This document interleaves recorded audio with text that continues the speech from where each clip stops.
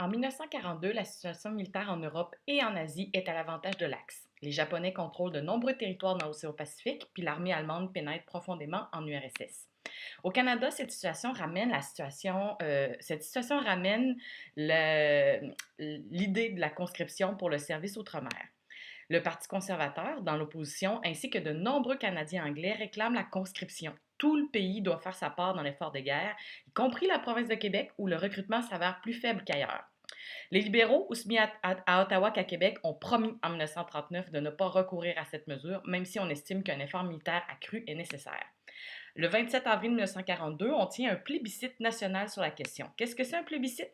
C'est une consultation populaire qui permet aux citoyens de donner leur avis sur un enjeu important.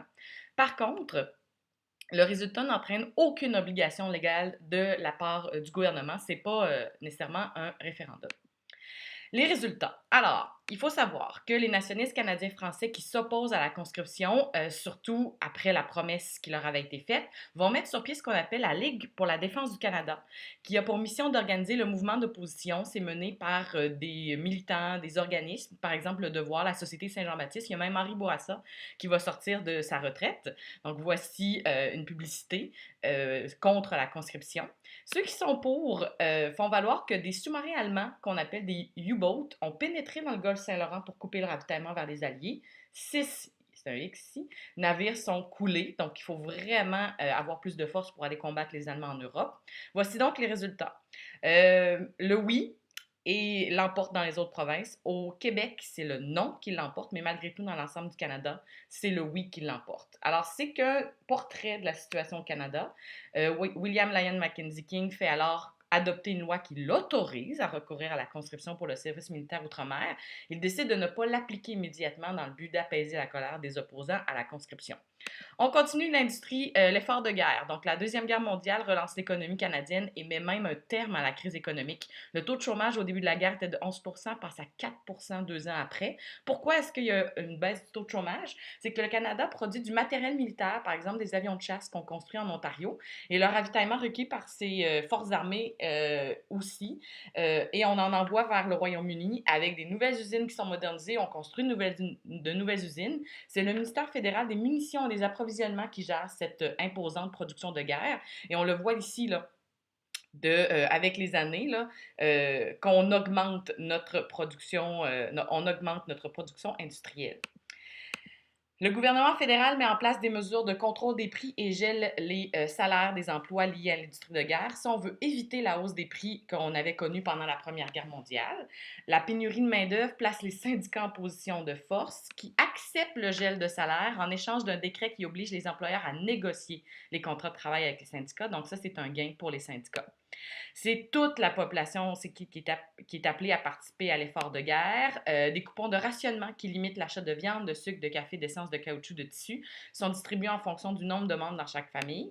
Les gens sont invités aussi à acheter des obligations de la victoire, c'est-à-dire qu'on prête de l'argent au gouvernement. Puis aussi, on encourage la récupération de certains matériaux. Par exemple, on demande à la maison de faire le tri des déchets qu'on va pouvoir récupérer par la suite. Dans l'ensemble, la population supporte assez bien ces mesures car après 10 ans de crise économique, le niveau de vie s'améliore au Canada en dépit de ces restrictions.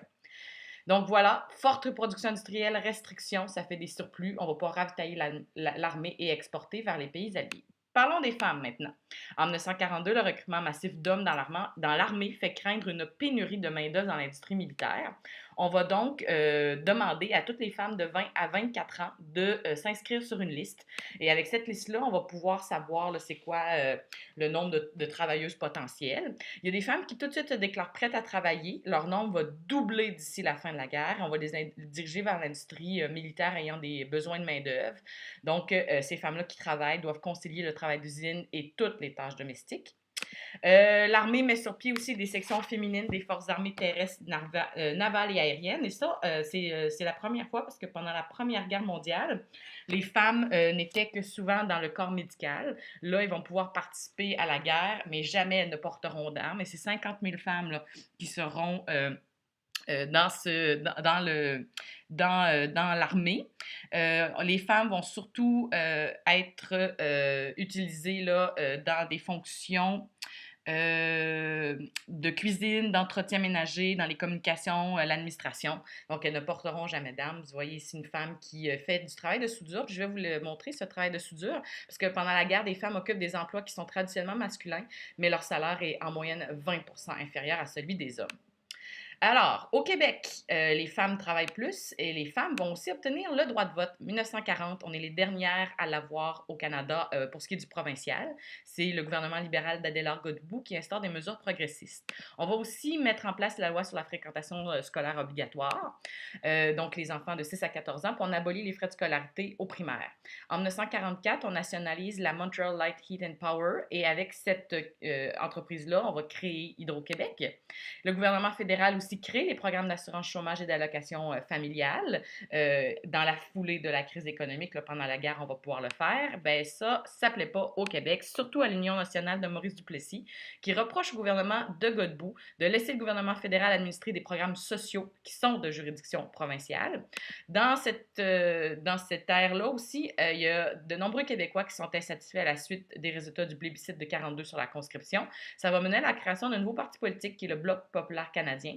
Et il y a des élections en 1944 et avec l'insatisfaction de la conscription, c'est l'Union nationale qui va reprendre le pouvoir. On le voit ici avec 48 députés élus, le Parti libéral ensuite et ce nouveau parti, Bloc populaire canadien, 4 députés. On termine avec la guerre. Alors, en 1942, c'est vraiment l'axe qui domine partout en Europe, partout en Asie avec le Japon. Alors, qu'est-ce qu'on va faire pour inverser la stratégie?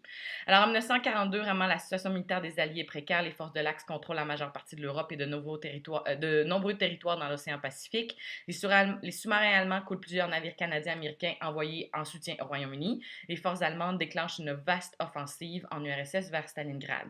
Et là, je vous parle de Dieppe parce que plusieurs Canadiens qui vont y participer, donc des 6000 soldats qui sont envoyés à Dieppe, il y en a 5000. On va faire un raid sur la ville de Dieppe. Et un raid, ce que c'est qu'on va mener une opération militaire rapide en territoire ennemi afin de recueillir des informations, de capturer des prisonniers et de détruire des installations. Alors, c'est ce qu'on fait sur les côtes, des défenses côtières allemandes en France. On va aussi recueillir des informations. La seule chose, c'est qu'on est à découvert. Les Canadiens peinent à avancer sous les tirs ennemis. Il y a de lourdes pertes à Dieppe. Le commandement allié décide de battre en retraite. Qu'est-ce qu'on va faire par la suite? Voici les différentes tactiques pour faire en sorte que les flèches s'inversent et qu'on retourne les Allemands chez eux. Première chose, novembre 42, les troupes britanniques débarquent en Afrique. Ensuite, on débarque en Sicile, qui est dans le sud de l'Italie. Et après ça, on va mener aussi une conférence à Québec où on organise finalement, on réunit des dirigeants des États-Unis, du Royaume-Uni et du Canada pour coordonner un débarquement en France. On était débarqué dans le sud de la Sicile. Là, on va débarquer complètement en Italie. Mussolini est chassé du pouvoir et l'Italie va capituler. Ça se poursuit. Donc, en 1943, on va pouvoir aussi envoyer encore plus de matériel au Royaume-Uni pour organiser ce fameux débarquement. En URSS, les troupes soviétiques repoussent les Allemands de leur territoire. Et là, le débarquement, 6 juin 1944, le jour J, ou D-Day en anglais. C'est une vaste opération côtière sur les côtes françaises. C'est un succès, même s'il y a de nombreuses vies qui sont humaines, qui ça a été très coûteux en vie humaine. Et à cette époque-là, King a recours à la conscription là, pour remplacer les soldats qui sont décédés. Il y a 16 000 conscrits qui sont envoyés en Europe. Donc, on va y recourir à la conscription finalement. Et la fin de la guerre. Donc, début 1945, on entre en Allemagne, on libère les prisonniers des camps nazis. Berlin tombe aux mains des Soviétiques. Hitler se suicide, l'Allemagne va capituler quelques jours plus tard. Et là, en Asie, il va y avoir le largage de 2 bombes atomiques qui feront capituler le Japon, donc en 1945. La guerre, elle est terminée. Nos soldats sont démobilisés, donc il y a 1 million d'hommes et de femmes qui ont servi dans les forces armées canadiennes pendant la guerre, donc 4300 membres des Premières Nations et un nombre inconnu d'Inuits et de Métis. C'est 282 000 soldats qui sont rapatriés de retour au pays, reçoivent en moyenne 488 $ pour faciliter leur démobilisation. Le gouvernement fédéral leur distribue aussi des terres agricoles et met sur pied divers programmes de réinsertion professionnelle. Parce que même si cette deuxième guerre a mis fin à la crise, ben, ces gens-là qui travaillaient au front, donc doivent revenir et aussi trouver un emploi et revenir de ce grand conflit qui a été très coûteux en vie humaine.